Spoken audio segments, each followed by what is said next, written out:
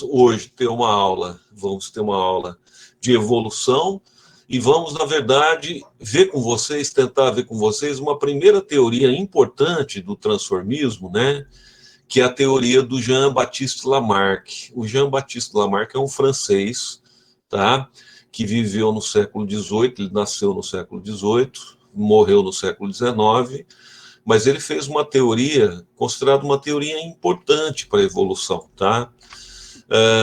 Muita gente, assim, despreza, ridiculariza a teoria de Lamarck e tal. Por quê? Porque depois do Lamarck, no século XIX, veio o Darwin, o famoso Charles Darwin, né?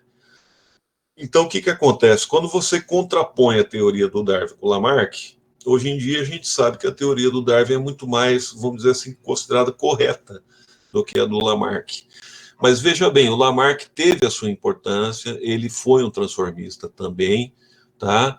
Então, assim, a gente não pode desprezar as ideias, até porque a ciência é uma construção histórica, né? Ela foi se construindo historicamente, e os cientistas, você tem, na verdade, um crescente em que uma geração contribui com as outras, né? E, na verdade, o conhecimento ele vai crescendo conforme o tempo vai passando. Então, a ideia da nossa aula de hoje é a gente analisar, entender, compreender um pouquinho a teoria de Lamarck, tá? Por favor, pode passar o próximo slide, por gentileza? Então tá, só para a gente lembrar o que a gente discutiu com vocês na aula da semana passada, nós tínhamos uma primeira visão sobre a questão da vida na Terra, que era o chamado fixismo ou criacionismo, só para nós lembrarmos, né? O que era essa teoria do fixismo ou criacionismo? Na verdade, essa teoria do fixismo ou criacionismo, ela é, na verdade, meio que uma mistura de uma teoria científica com um aspecto também mais litúrgico, religioso, né? Então, é uma mistura dessas duas questões. Então, essa teoria que foi aceita até o século XVIII, ela afirmava o seguinte, que as espécies de seres vivos na Terra, né, elas são fixas e imutáveis, elas não mudam, tá? Então, desde o momento em que a criação foi realizada por um Deus, por um criador, enfim, da Terra, do universo e tal, e o criador dos seres vivos também, a vida na Terra nunca se transformou. Então, desde que houve esse momento da criação, tá? Todas as espécies, desde esse momento, elas se mantêm iguais. Elas não se modificam com o passar do tempo. Então, essa é a teoria clássica do fixismo. Veja que essa teoria do fixismo, ela foi válida durante muito tempo, até o século XVII praticamente. Ela é uma teoria considerada como válida pela maioria dos naturalistas, tá?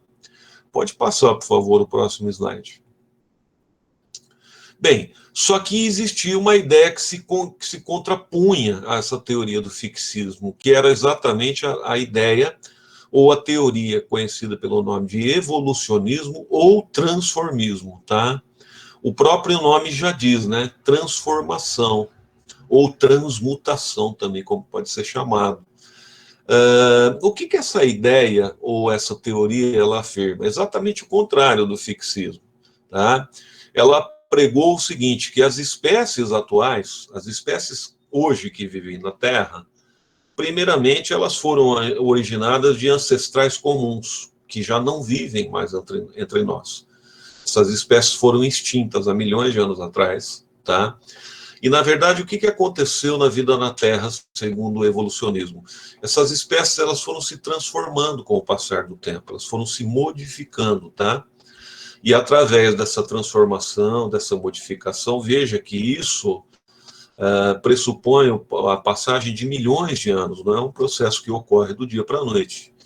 Mas pressupondo a passagem de milhões e milhões de anos, tá?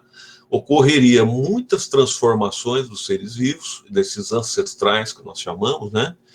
E esses ancestrais, eles passariam por essas alterações morfológicas, fisiológicas, e iriam originar as espécies atuais. Portanto, segundo essa visão, as espécies viventes hoje, elas passaram, na verdade, por um longo processo de transformação, tá? Ao longo do tempo. E, na verdade, o cenário que nós temos da vida hoje na Terra, ele é um cenário que foi fruto desse longo processo de transformação. Então é isso que afirma a teoria do evolucionismo ou transformismo. Veja que nós temos aqui apenas uma lista de vários naturalistas que contribuíram, tá, com essa teoria, como Linneu, como Buffon, como Maupertius, como Lamarck, que a gente vai falar hoje, como Malthus, como Saint-Hilaire, tá, como o próprio Darwin, como Lyell, e como também o Wallace. Então, nós temos aí vários eminentes cientistas, vamos dizer assim, biólogos, né, que contribuíram bastante com essa teoria. Os mais famosos, os mais conhecidos, exatamente é o Lamarck, né, que viveu aqui, ó, ele nasceu em 1744 e morreu em 1829. Então, ele viveu, como eu disse para vocês, entre o século XVIII e o século XIX. Tá? E temos depois, né, o mais eminente de todos, que é o Charles Darwin, que viveu no século XIX. Por favor, pode passar o próximo slide. Então, aqui você tem apenas um painel para que você possa aí, pessoal, dar uma olhada, tá? É uma comparação, né, entre o fixismo e o evolucionismo. Veja essas espécies de borboletas aqui, ó. Essas três espécies de borboletas, que são distintas, né? Segundo a teoria do fixismo, por esse painel, veja que elas não mudam, né? Elas não mudam em termos de forma, em termos de fisiologia, ou seja, são espécies fixas, tá? Segundo essa teoria. Já no caso do evolucionismo, não. No caso do evolucionismo, você tem uma espécie ancestral, tá? Essa espécie ancestral, ela vai passando por adaptações, por modificações, né? E, de repente, essa espécie ancestral, ela vai ficando isolada em termos de reprodução e ela vai se modificando de tal forma que ela origina duas espécies diferentes, tá vendo? Então, ela vai se alterando, ela vai se transmutando, ela vai se transformando. Então, veja que, através desse esquema, a gente vê nitidamente, né, que a teoria do fixismo e do transformismo são completamente diferentes, são pontos de vista sobre a origem da vida e o desenvolvimento da vida na Terra de uma forma completamente distinta, tá? Pode passar, por favor. Então, vamos aí argumentar quais foram as primeiras ideias, assim, ideias que acabaram formatando essa ideia da evolução biológica, né? Que acabaram dando subsídio. Nós tivemos muitas ideias, né?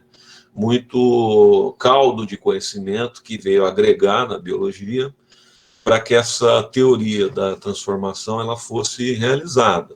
Aqui a gente vai apresentar apenas algumas, apenas as principais, mas, enfim, que acabaram dando sustentação, vamos dizer assim, para que essa teoria fosse ganhando corpo, né? Ganhando consistência, e ela pudesse ser apresentada para a comunidade científica. Então, as primeiras ideias transformistas, a primeira se refere à própria classificação biológica. O que acontece? Você nota aqui nesse painel que nós temos aqui, ó, esse painel mostra, olha só, um reino de organismos bastante simples, que é o chamado reino Monera, né? Nesse reino Monera, inclusive, nós vimos nesse ano, né? Vocês apresentaram aí para gente.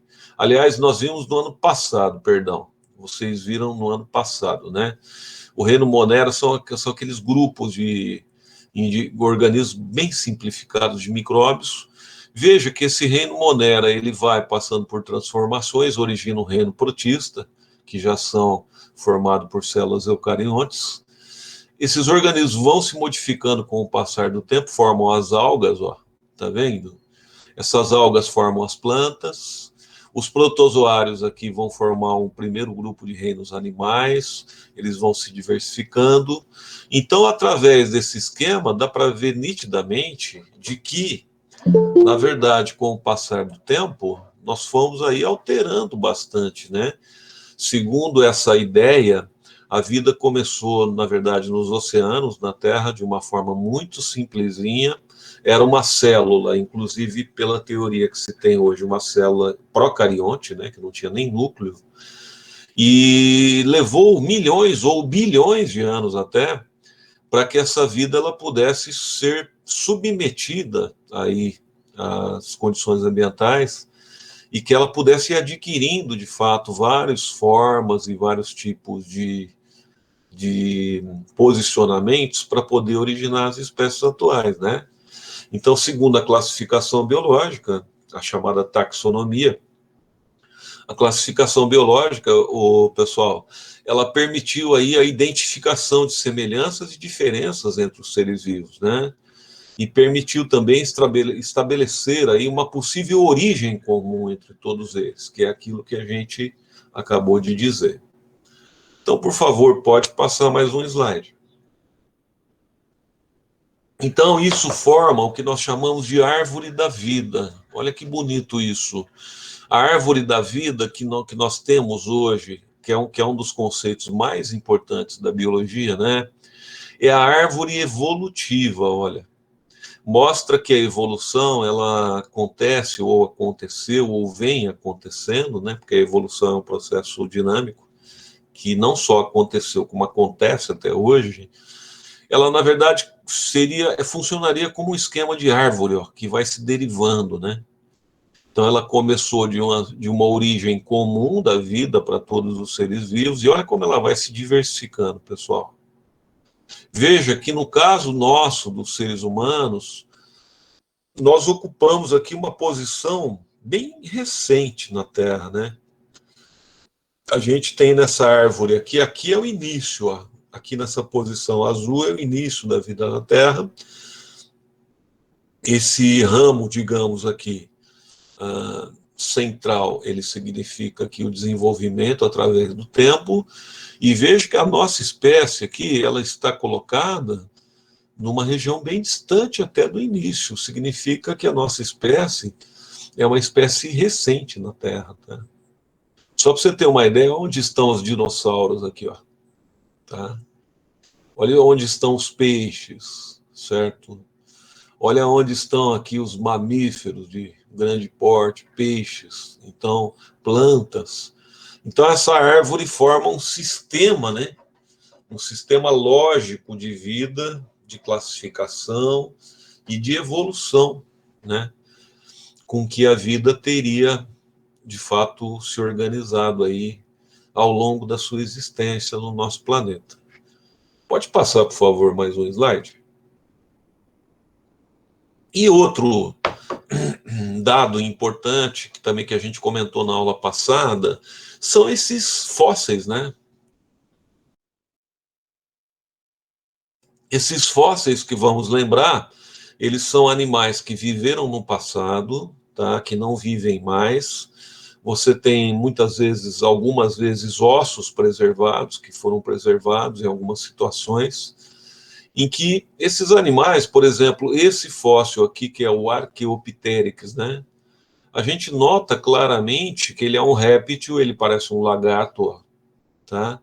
Só que ele é um lagarto que tinha asas. Veja, aqui na região anterior dos braços dele, em vez de ele ter patas anteriores normais, ele tem asas. Então, este bicho aqui, ele é um indivíduo, assim, ele é um indivíduo que está entre répteis e aves, né? Ele é um animal de transição, digamos assim. Ele é um ancestral de aves, que nós sabemos que reptília, né, répteis, acabaram por originar aves. Então, essa evidência nos mostra de que, de fato, isso aqui é um quadro de que a vida se transformou, né? Nós temos um animal aqui, esse animal é, digamos, exemplar da transformação da vida, porque é um lagarto de asa que não existe mais, né? Só que, apesar desse lagarto de asa não existir mais, estar extinto, muito provavelmente, né, ele deixou aquele formato lagarto que ele veio do ancestral, e através de outras alterações, de outras modificações, ele veio originar aquele grupo inicial de aves, né? Então, o estudo de fósseis, com certeza, ele revelou aí a presença de espécies que não existiam na atualidade, né? Então, esse estudo é uma grande evidência, de fato, de que a evolução ocorreu. Pode passar. Então, falaremos um pouquinho agora sobre o nosso querido Jean-Baptiste Lamarck, como nós falamos para vocês, um francês. A França sempre teve uma tradição muito grande nas ciências e na biologia também, grandes nomes como Pasteur, como Lamarck e tantos outros, né? Então, como eu disse, o Lamarck nasceu no século XVIII, né, em 1744, mais ou menos na metade do século XVIII, e veio a falecer aí no primórdio do século XIX, né? O Lamarck, ele partia do seguinte princípio, ele acreditava, pessoal, que o meio ambiente vai criando necessidades, olha só o pensamento dele, ele queria mostrar como seria o mecanismo da evolução, né? Ele acreditava que os seres vivos se transformam. Então ele partiu do seguinte pensamento, que o meio ambiente, repetindo, ele cria certas necessidades nos seres vivos, né, que vão, de certa forma, induzir mudanças nos hábitos desses seres vivos e nas formas dos indivíduos. Então, segundo ele, olha só que pensamento bastante incomum do Lamarck, né? É o meio que cria as necessidades. E essas necessidades, digamos, de adaptação, induz mudanças. Faz com que os seres vivos mudem para se adaptar, entende? É como se os seres vivos tentassem se adaptar, obviamente, para que eles possam sobreviver. Então, segundo Lamarck, as variações, né, nos seres vivos, a variabilidade, ela surge através de uma necessidade de se adaptar. Nós sabemos que na natureza a necessidade de se adaptar é importante para a sobrevivência, né? Nós sabemos que o Darwin viria depois a esclarecer de uma forma muito bem colocada, de que há uma luta pela vida constante na natureza, e o Darwin deixou muito bem claro de que nessa luta as espécies mais adaptadas são aquelas que tendem a sobreviver, né? E as espécies menos adaptadas, infelizmente, são aquelas que tendem à extinção, né? Então, para o Lamarck, que veio antes do Darwin, tá? Surge nos indivíduos aí uma necessidade de se adaptar. Só uma curiosidade, que é o seguinte, o Lamarck viveu na época do avô do Charles Darwin, tá? Que era chamado de Erasmus Darwin, que só por uma curiosidade também era um evolucionista, no caso inglês, né? E também era um poeta. Inclusive, dizia-se de que havia uma grande amizade entre o avô do Charles Darwin, o Erasmus, e o Lamarck, tá? Só que o Lamarck, ele era um cientista muito mais respeitado do que o avô do Darwin, só em termos aí de curiosidade. Pode passar. Bem, vamos falar sobre duas leis. Então, o Lamarck, ele queria explicar o mecanismo evolutivo, ele queria explicar como que os seres vivos se transformavam, né? E ele partiu essa explicação de duas leis. Duas leis. Uma primeira lei que ele chamou de lei de uso e desuso. Vamos tentar entender o que é isso. Segundo o Lamarck, o que acontece? Se o animal começa a usar bastante um determinado órgão para se adaptar a um certo ambiente, esse órgão vai se desenvolver, tá? Então, segundo ele, o uso prolongado, o uso por várias gerações de um certo órgão, vai fazer com que esse órgão se hipertrofie, e essa hipertrofia desse órgão vai sendo passada para as próximas gerações, entende? Então, esse uso faz com que esse órgão se desenvolva, vamos dizer assim. Já o desuso de um certo órgão, quando você não usa esse órgão, seria o contrário para Dona Lamarck. O desuso faria com que esse órgão desaparecesse ao longo do tempo, entende? Então, segundo a lei do uso e desuso, o uso contínuo de um órgão, através de muitas gerações, levaria ao seu desenvolvimento, como eu disse, resumidamente, tá? E o desuso prolongado também de um certo órgão levaria à sua atrofia e talvez até ao seu desaparecimento, tá? E aí nós temos o exemplo, digamos assim, clássico da girafa. Como que o Lamarck explicaria o grande tamanho do pescoço da girafa? Você sabe que entre os animais vertebrados, a girafa é o animal que tem o pescoço mais longo, né? Apesar de ter apenas 7 vértebras no pescoço, como a maioria dos mamíferos, o pescoço da girafa é extremamente longo. Segundo o Lamarck, o que aconteceu foi o seguinte: os ancestrais da girafa, eles viviam lá na África, né? A girafa é um animal herbívoro, que se alimenta de plantas, né? Segundo o Lamarck, houve um período em que, devido a uma seca prolongada, a girafa normalmente se alimenta de gramíneas e tal. Estava faltando alimento para a girafa comer no solo, no chão. E a girafa é um animal pastador. Então estava havendo ali uma carência de alimentos para a girafa. Como que esse animal resolveu essa restrição? Ele resolveu essa restrição comendo folhas das árvores, está vendo aqui, ó? Então, segundo o Lamarck, o que aconteceu? A girafa, com o passar do tempo, ela foi esticando o seu pescoço, tá? Para alcançar as folhas mais altas dessas árvores. Então, através de várias gerações, ela foi esticando o pescoço, esticando, ou seja, ela foi usando esse órgão, tá? De forma extensiva. E o que aconteceu? Isso levou ao desenvolvimento desse órgão. Então, segundo o Lamarck, foi isso que aconteceu, tá? Isso é uma explicação clássica, no caso aí do pescoço da girafa, do entendimento do Lamarck para esse tamanho de pescoço. O Darwin já tem outra interpretação. Quando a gente estuda darwinismo, você vai ver que o Darwin entende esse desenvolvimento de pescoço de uma outra forma. Mas para o Lamarck é, na verdade, um uso, entende? Então surgiu uma pressão ambiental, que é a falta de alimento. Houve uma necessidade de adaptação, segundo o Lamarck. A partir daí o bicho começou a usar um órgão de forma intensiva para se adaptar, entende?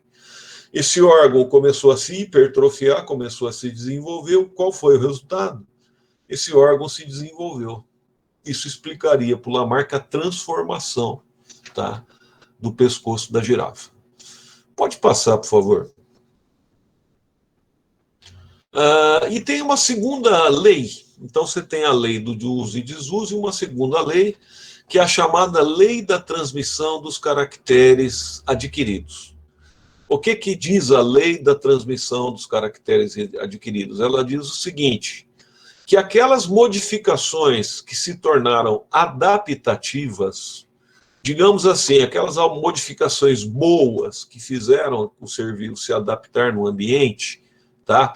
Que foram adquiridas pelo uso e desuso, no caso, por exemplo, o longo pescoço da girafa que se mostrou adaptativo, porque ela alcançava mais alimentos, elas são transmitidas geneticamente aos descendentes. Então, para o Lamarck é isso. Você adquire uma adaptação boa, proveitosa, tá? Você automaticamente transfere isso para o seu filho, do ponto de vista genético. O nome disso é lei da transmissão dos caracteres adquiridos. Eu adquiro um caractere adaptativo e vou passar esse caractere adaptativo para a próxima geração, tá? Então, repetindo, gente, sintetizando, tá? Tentando deixar sintético aí o lamarquismo.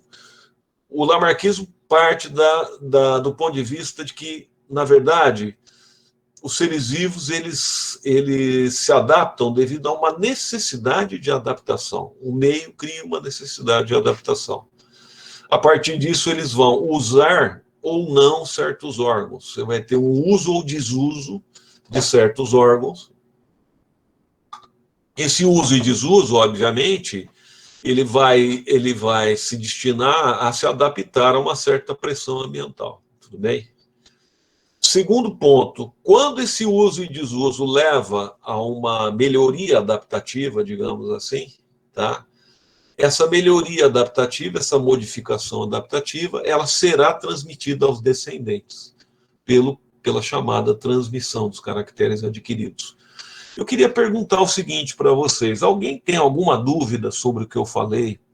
Vocês querem perguntar algo, algo não ficou claro? Fiquem à vontade, pode abrir o microfone, tá? Vocês podem escrever aqui no chat, não tem problema, porque eu estou apresentando uma primeira teoria e às vezes para mim está tudo bem e às vezes para vocês não está, né?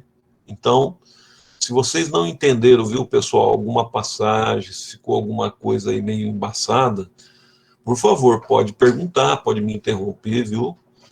Pode abrir o microfone, pode falar, tá? Vamos combinar dessa forma, porque principalmente quando a gente fala em teoria, é importante não ficar dúvidas, tá? Bem, aqui pelo chat, o pessoal pelo menos está falando que por enquanto não está havendo problema de entendimento, não está havendo dúvidas. Então, ok. Mas se surgir, vocês me falem, tá? Ok. A Marielle também dizendo que está tudo certo. Pode passar, por favor? Então, aqui, ó, a questão aí do exemplo da girafa, né? Do exemplo clássico da girafa, do lamarquismo, né? Os antepassados da girafa devem ter vivido em regiões desérticas, onde a erva, que é o alimento dela, era raro, né? No caso, a erva do solo, né? Assim, elas tiveram de tentar comer a ramagem das árvores, tá? Desse esforço repetitivo, repetido aí, durante muito tempo para alcançar essas folhas das árvores, né? Para atingir essas ramagens, resultou, pouco a pouco, o alongamento do seu pescoço. Isso é uso e desuso. Então, a girafa pode elevar a cabeça a 6 metros de altura, né? É o maior pescoço, de fato, entre os animais vertebrados. Então, para o Lamarck, a explicação é isso. Pode passar. Olha só, eu trouxe um exemplo de lamarquismo aqui, que é um exemplo que não é muito falado, mas eu acho que é bem didático aí para o pessoal entender. Eu não sei se vocês sabiam, mas a tartaruga, quando a gente fala de tartaruga, o animal tartaruga é a tartaruga marinha, tá?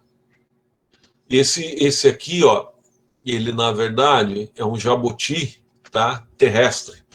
Então, a tartaruga é um animal marinho, ela é um réptil cujo descendente era terrestre, certo? Mas que com o passar da evolução, veja só, a tartaruga ela retornou para a água, né?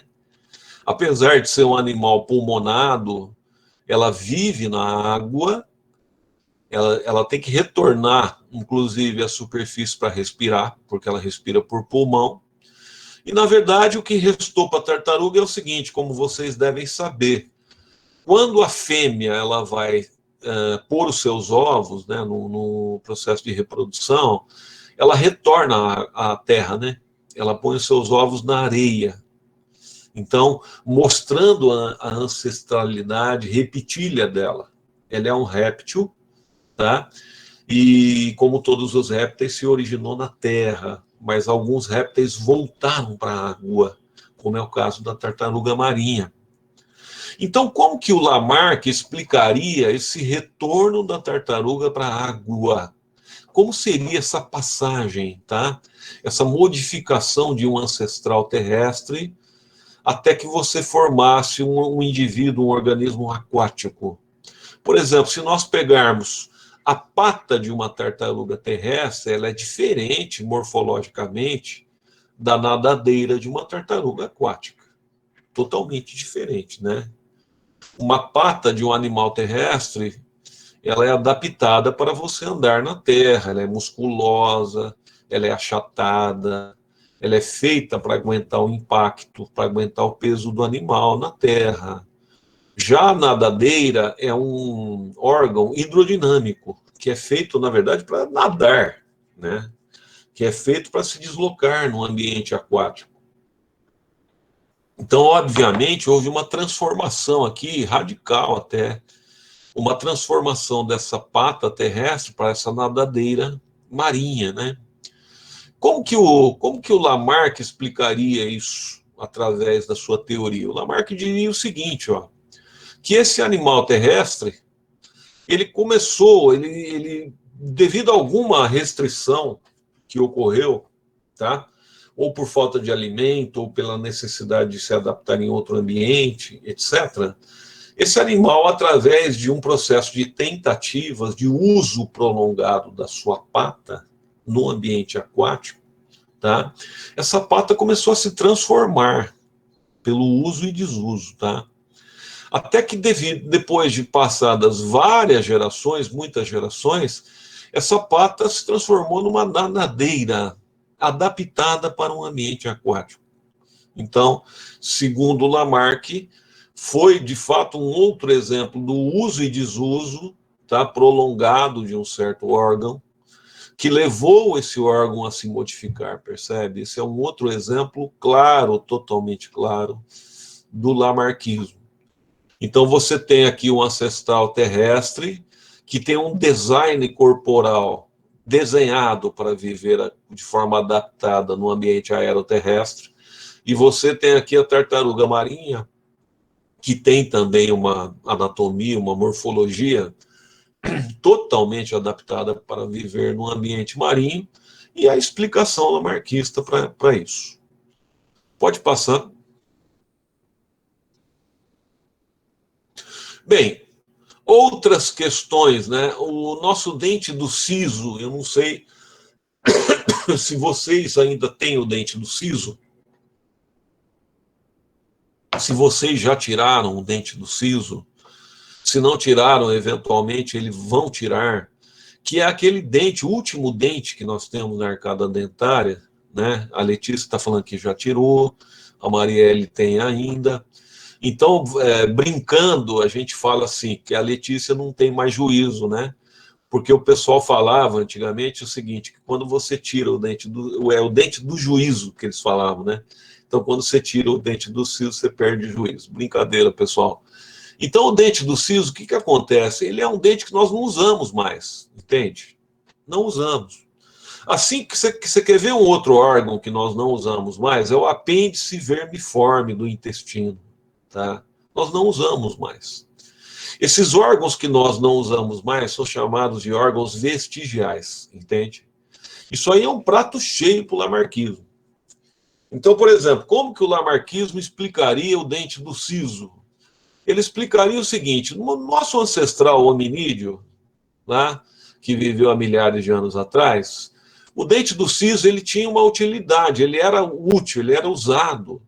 Por quê? Ele era usado para rasgar e moer os alimentos. Porque o nosso ancestral rasgava a carne crua, comia a carne crua, rasgava as sementes, comia, triturava as sementes, triturava os frutos, percebe? Então, segundo essa teoria, você tinha um uso do dente do siso, que fazia sentido naquele período. Mas o que acontece? Com o desenvolvimento da humanidade e tal, da cultura humana, você chegou no período do fogo, que surgiu o fogo, e o homem descobriu o cozimento dos alimentos, né? O cozimento dos alimentos trouxe muita coisa. Além de trazer, obviamente, uma melhoria na parte culinária e tal, você sabe que o cozimento dos alimentos ele foi muito importante para a saúde humana também. Porque quando você cozinha os alimentos, você mata bactérias, você mata vários tipos ali de patógenos, né? Que poderia provocar doenças. Então o homem passou a cozinhar os alimentos. Você não precisa comer o arroz cru. Você pode cozinhar e comer o arroz molinho, vamos dizer assim. Entende? Então, segundo essa tese, com a descoberta do fogo, né, e do cozimento dos alimentos, o dente do siso foi sendo cada vez menos usado, tá? A gente come comidas moles, né, cada vez mais moles, né? Massas, enfim, a gente usa cada vez menos a dentição. E para o Lamarck, o que acontece? Hoje em dia, o dente do siso se tornou vestigial. Por quê? Porque ele deixou de ser usado, segundo essa tese. E ele tende a desaparecer. Veja que essa tese é uma tese sedutora do lamarckismo. Muita gente concorda com isso, né?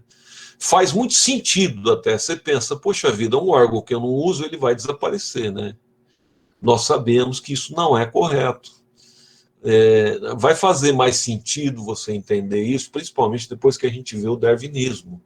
Na verdade, a gente vai perceber que isso tem furos do ponto de vista biológico. Pode até fazer um certo sentido lógico, né? Tipo assim, eu não uso um órgão, ele vai desaparecer, mas não tem muita base, entende? Do ponto de vista biológico, essa questão. Pode passar. Então, problemas com o lamarckismo. Problemas com o lamarckismo. Você está vendo esse cara aqui, saradão, forte pra caramba, né? Escuta, tudo aquilo que eu faço na vida, que eu adquiro no meu corpo com a vida, eu vou passar necessariamente para o meu filho? Então, por exemplo, eu vou dar um exemplo bem assim, absurdo para vocês. Se eu começo a ir numa academia e eu fico uma pessoa sarada, eu fico musculoso, absolutamente sarado, igual esse cara aqui. O filho desse cara, o bebê vai nascer sarado, assim, igual ele? Quer dizer, os pais vão chegar vão chegar no hospital, o bebê vai estar levantando o berço com o braço. Você transmite os músculos, a musculatura, tá certo? Sarada que você tem para o seu bebê, adquirida dessa forma? É óbvio que não, né, pessoal? A gente não transmite para o nosso filho a parte somática, entende? A parte não sexual. Sabe por quê? Porque o que nós transmitimos para o nosso filho é o gene. São as nossas células sexuais, percebe? O que nós transmitimos para os nossos filhos são, na verdade, os 23 moléculas de DNA que o homem contribui do seu testículo, com 23 moléculas de DNA que a mulher contribui com seus óvulos. Então, na verdade, o que nós podemos passar para os nossos filhos são os nossos genes, e não aquilo que a gente adquire corporalmente. Se isso fosse verdade, por exemplo, eu tive um acidente e perdi a mão. O que aconteceria? O meu filho nasceria sem mão, entende? Então, o que essa teoria mostra? Mostra que a transmissão dos caracteres adquiridos do Lamarck, ela é uma tese furada, totalmente. A segunda tese furada é a tese do uso e desuso. Nós sabemos que usando um órgão, por exemplo, igual aqui também, esse cara, ele usou muito músculo, ficou muito musculoso. Se o filho dele não usar, não quer dizer que ele vai transmitir para o filho também, entende? Então, o uso e desuso, ele não significa que é algo que será adquirido futuramente, não é? Porque usar alguma coisa ou não usar, não significa que você está mudando o gene. Então, entenda bem, quer dizer, o Lamarck, precisamos entender o contexto, né? O Lamarck afirmou isso aí no século, pessoal, final do século XVII.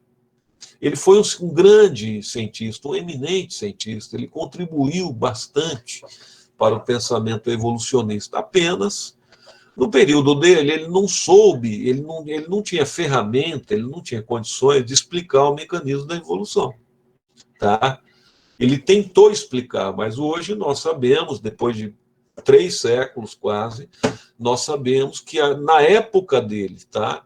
Aquelas teorias que ele propôs do mecanismo, infelizmente, elas não, digamos assim, elas não são satisfatórias para explicar a mudança. Tudo bem? Olha, pessoal, sobre a teoria do Lamarck, o que eu queria colocar basicamente era isso. Eu acho que o mais importante sobre a teoria dele era isso. Eu estou aberto aí para perguntas, para dúvidas. Se ficou alguma dúvida, se vocês querem perguntar algo, podem ficar à vontade. Tem alguma pergunta, alguma dúvida? Ou alguma observação que vocês queiram fazer? Podem ficar à vontade. Se não quiser abrir o microfone, pode falar aqui no chat. Tá tudo certo? A Stephanie está falando que tá tudo certo, Marielle também. Bem, se não há dúvidas, tudo tranquilo, gostei bastante, obrigado, Anamis. Se não há dúvida, eu trouxe aqui alguns exercícios para a gente pensar um pouquinho. Pode passar o próximo slide. Queria que vocês dessem uma lidinha aqui. Esse é um exercício típico de vestibular sobre evolução. Gostaria que vocês dessem uma lidinha, não precisa ter pressa, tá? Vamos ver se você consegue responder em cima da minha aula aqui, se você consegue responder esse exercício, tá? Então é sobre Lamarckismo, né? Sobre a teoria e tal. Dá uma lidinha aí. Já já a gente comenta, tá? 2 minutinhos.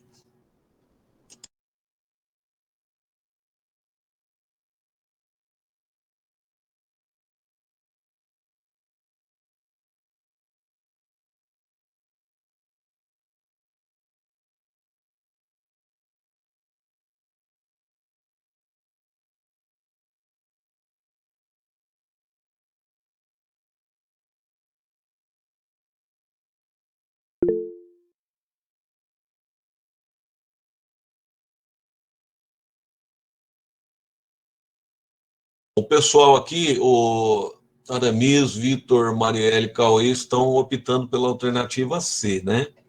É sobre a questão do ponto de vista do Lamarck, do aumento do pescoço da girafa. A alternativa C diz que as girafas, diante da necessidade, essa palavra matou, né? Diante da necessidade de conseguir alimentos em locais mais altos, esticavam seus pescoços para garantir a nutrição. Isso fez com que o uso dessa parte do corpo estimulasse o seu desenvolvimento, o que o tornou tão longo, né? Essa característica foi então transmitida aos descendentes. Perfeito, pessoal, vocês acertaram. Maravilha. Então, isso mostra que, em relação a esse exemplo do pescoço da girafa aí, eu acho que ficou bacana. Muito legal. Gostei da resposta. Pode pôr o próximo para mim, por favor? Próximo exercício. Esse também dá uma lidinha. Esse aqui acho que vocês vão marcar rápido, mas vamos lá. Vamos pensar um pouco.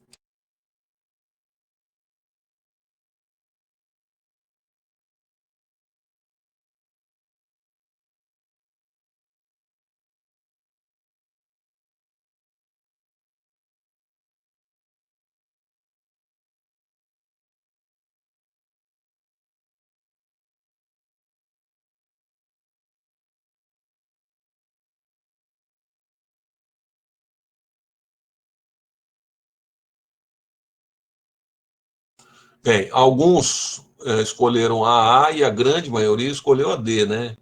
Vamos lá. Segundo a teoria de Lamarck, qualquer alteração sofrida no corpo durante sua vida pode ser transmitida aos seus descendentes. Isso não é uso e desuso.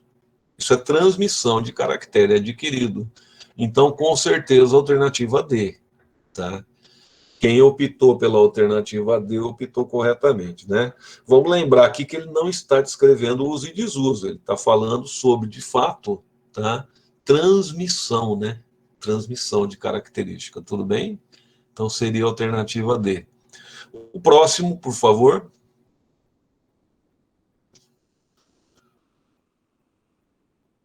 Vamos lá, dá uma olhadinha nesse, pessoal, dá uma analisada aí.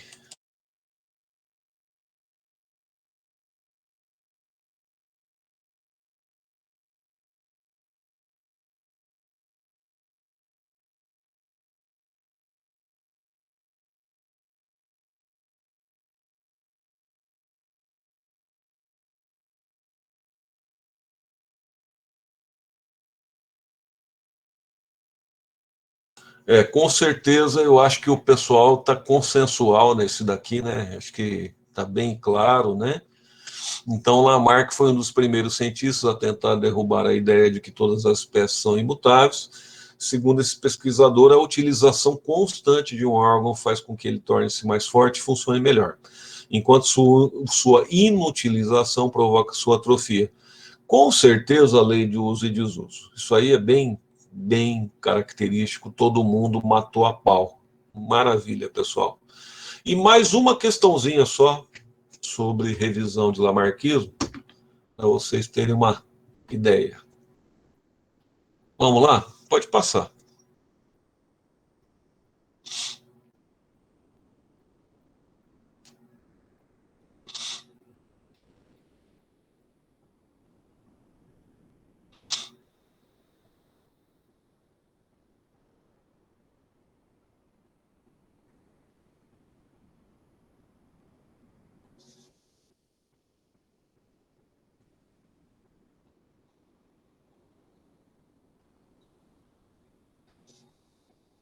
Bom, acho que também bastante consensual, né? O pessoal tá, todo mundo colocou a mesma alternativa, a alternativa D, com certeza, uma descrição do lamarquismo. Eu trouxe essas 4 questões, que são questões bem, digamos assim, características sobre evolução do lamarquismo em vestibular, normalmente, né? Mas a maior parte das questões que nós temos, pessoal, são questões que comparam o lamarquismo com o darwinismo. Como eu disse, na próxima aula a gente vai fazer uma atividade.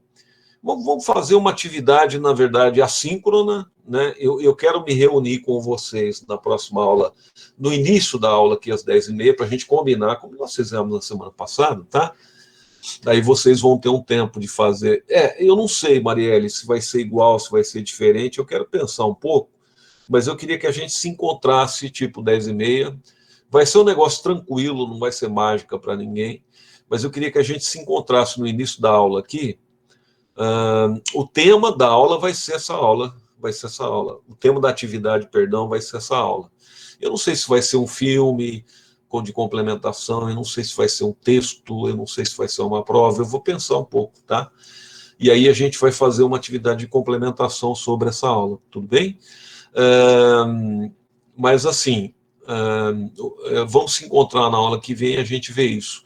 Em termos de vestibular, é o que eu te falei, normalmente o lamarquismo ele se atém a isso, né? Mas a maior parte das questões de evolução, na verdade, é uma comparação entre o darwinismo e o lamarquismo. Então, passando a semana que vem, na outra semana, a gente vai entrar com o darwinismo, que aí é o fino da teoria da evolução, de fato. Então, aí nós vamos falar sobre, inclusive, pelo fato de que o darwinismo também é uma teoria aceita até hoje, né? E uma teoria que modificou a biologia de verdade. Então, a partir daí, nós vamos falar sobre o darwinismo e pretendemos ter uma visão melhor aí sobre esse mecanismo da evolução, tá bom? Então, pessoal, por hoje era isso.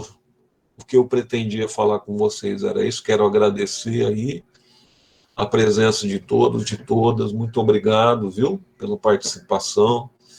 Desejo uma ótima semana para vocês, muita saúde, muito amor.